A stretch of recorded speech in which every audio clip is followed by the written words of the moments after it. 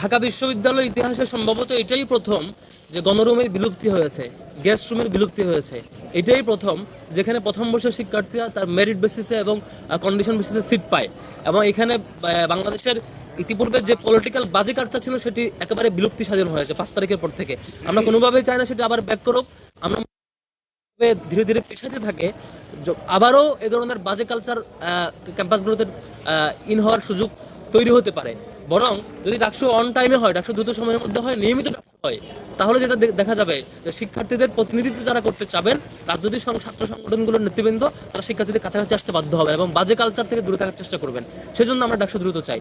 দ্বিতীয়ত, যে সংস্কার সংক্রান্ত ইস্যু, সেটি আমরা যেটি চাই সেটা হচ্ছে আমাদের প্রস্তাবনা, এবং আরো অনেক সংগঠন প্রস্তাব দিয়েছে, যৌক্তিক প্রস্তাবনাগুলোকে আমলে নিয়ে দ্রুত সিন্ডিকেট মিটিং কল করে এবং অথরিটির প্রয়োজনীয় মিটিংগুলো কল করে জানুয়ারির মধ্যে সংস্কার নিশ্চিত করা, এবং জানুয়ারির মধ্যেই ডাকসুর পূর্ণাঙ্গ রুটম্যাপ ঘোষণা করা, যাতে করে আমরা বিশ্ববিদ্যালয় কর্তৃপক্ষ যেটি বলেছিলেন ফেব্রুয়ারির মধ্যে ইলেকশন, আমরা সেটি চাই যে ফেব্রুয়ারির মধ্যে ইলেকশন হলে অবশ্যই ভালো।